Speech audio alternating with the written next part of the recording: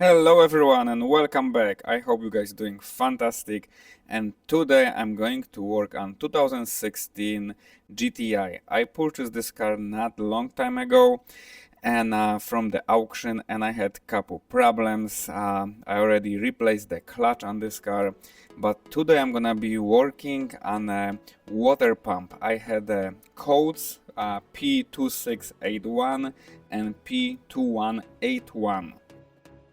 One of those codes is for the thermostat and another one is for the water pump. So today I'm gonna be changing water pump. First step, of course, we have to drain the coolant, which I just did. And now I'm gonna be working on the tap to have access for the water pump. The water pump itself is located under the intake manifold. So I decided to remove the intake manifold to have access for the water pump. Yes, it is possible to replace the water pump without removing the intake manifold, but I think it's taking more time and you can actually do the bad job doing this. So I just rather to remove the intake manifold to have a really good access. So to remove the intake manifold, of course, I have to disconnect the connectors, vacuum lines, everything that's on my way, to just remove it completely out. There is a lot of connectors around the intake manifold, so I'm gonna disconnect all of them. Also, I have to disconnect the throttle body and the hose for the throttle body.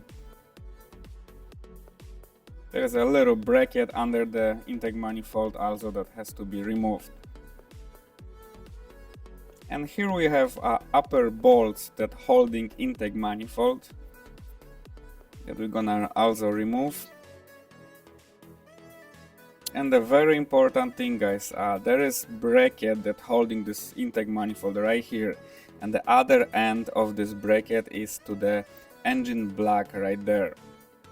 So we're gonna have to remove both sides before we're going to remove the intake manifold.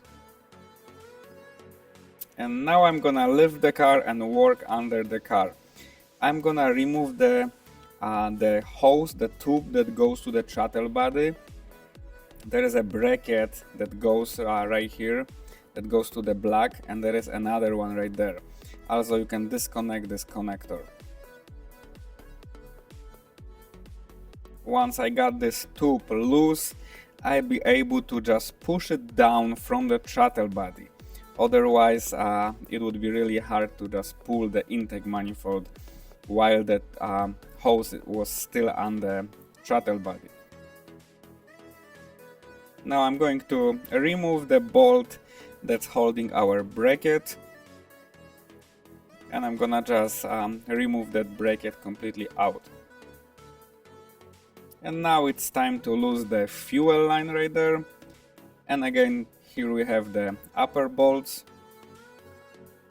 and make sure everything around the intake manifold is loose so you're able to remove them. And the bottom bolts are right here for the intake manifold. So please make sure, guys, that all the bolts are out for the intake manifold.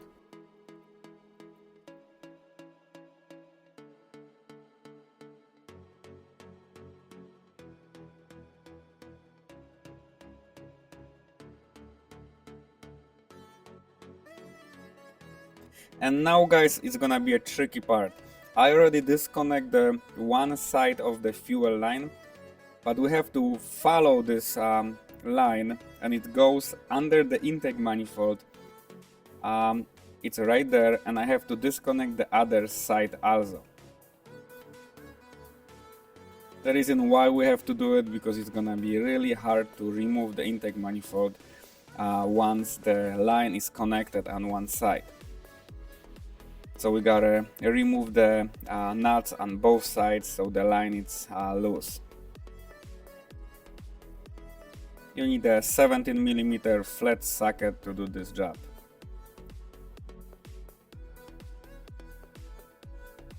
And now basically our intake manifold it's ready to go. So once you're gonna start pulling the intake manifold, just go slowly. If there's gonna be any restriction, don't pull it, double check, triple check if all the connectors, vacuum lines, bolts, everything is out. As you can see, I am still disconnecting some connectors. While pulling the intake manifold, I noticed I didn't disconnect all of them. And now finally I have the intake manifold out. You don't have to just remove it completely out of the car, because there's gonna be still some lines and some vacuum lines and connectors attached to the intake manifold. What you need to do, just move it on the side.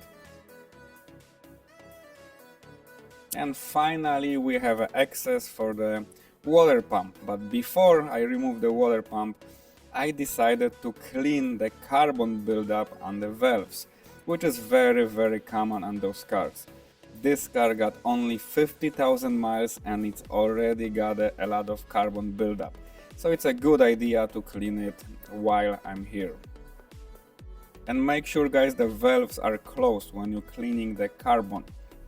You have to rotate the engine if they're not closed to the closed position. And there is another video on my channel how to do it. And I'm gonna continue and remove the water pump now. And here is the new unit. I purchased it from, I believe, Rack Arrow. You can get it from online or Arrow Parts, or if you like the OEM unit, you can go to Volkswagen dealer and get the pump from them.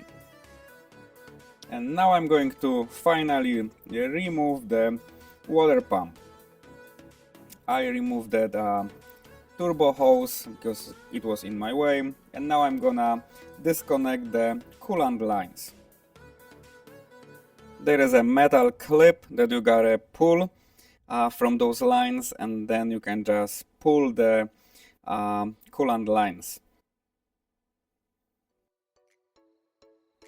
And now I'm going to remove this side cover, the plastic cover right here. I have to remove it. There is a couple bolts that holding this cover, and I gotta remove it to get the access for the belt. There is a belt on the end that have to be removed. There is a two bolts that holding this cover, so I need to remove those bolts and the plastic will come out. And then I'm gonna have access for the belt that I have to just move on the side and continue working on the water pump.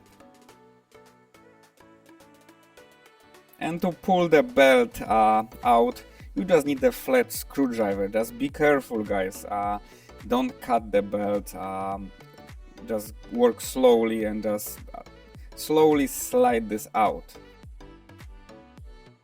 There is another process to replace this belt, but today I'm not gonna be replacing it because the car has 50,000 miles, so the belt is still in great condition. And now I'm gonna remove the pump itself. And of course we need to remove all the bolts that holding the water pump. And once we did this, we can just pull the water pump out. This water pump not only had a coat, but also was leaking coolant very bad. So it was a great time to replace the whole pump.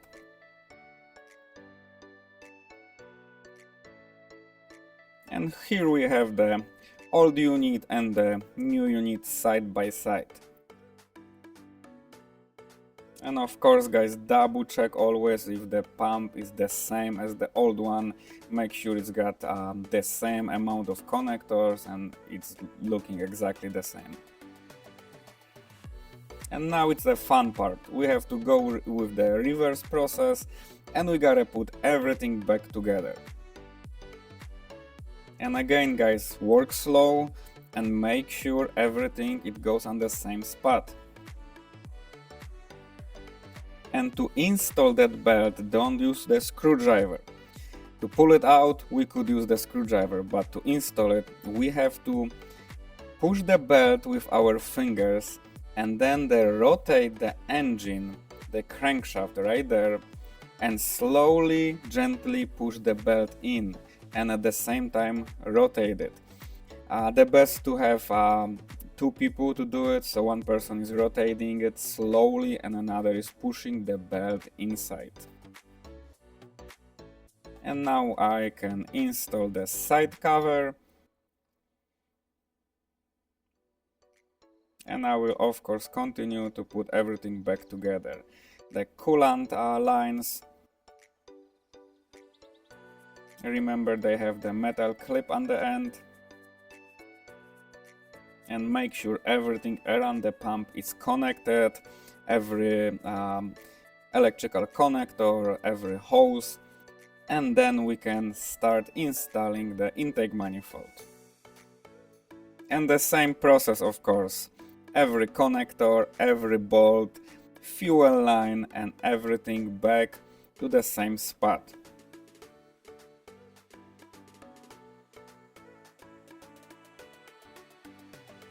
Now I'm going to tighten the bolts for the intake manifold, check the manufacturer specifications for those bolts.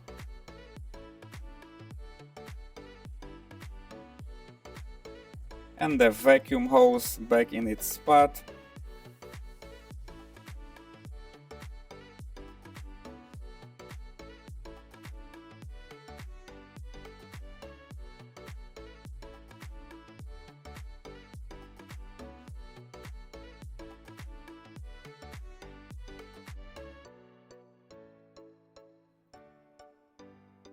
Throttle body connector.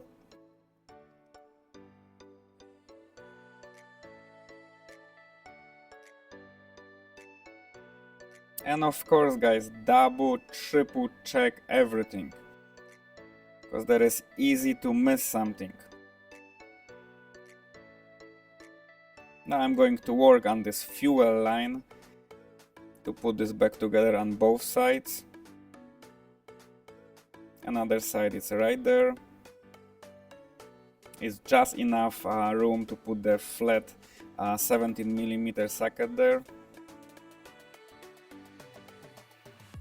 And now I can install the intake tube.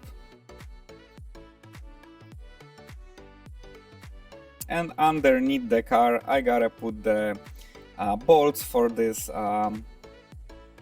hose tube for the turbo. And I can install the plastic under the car. Now it's time to put the coolant in the car and bleed the system. And of course we are going to take it for a drive.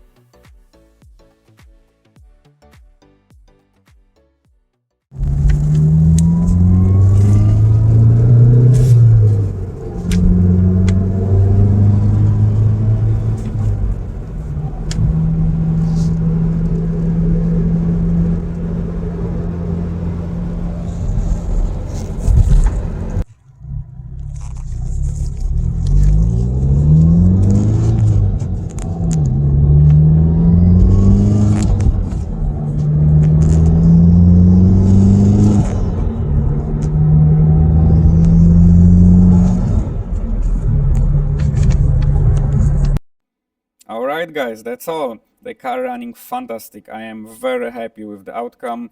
There is new water pump, new clutch. The only thing that I need to do is a tire pressure, and the car is great. Thank you so much guys for watching, and see you next time.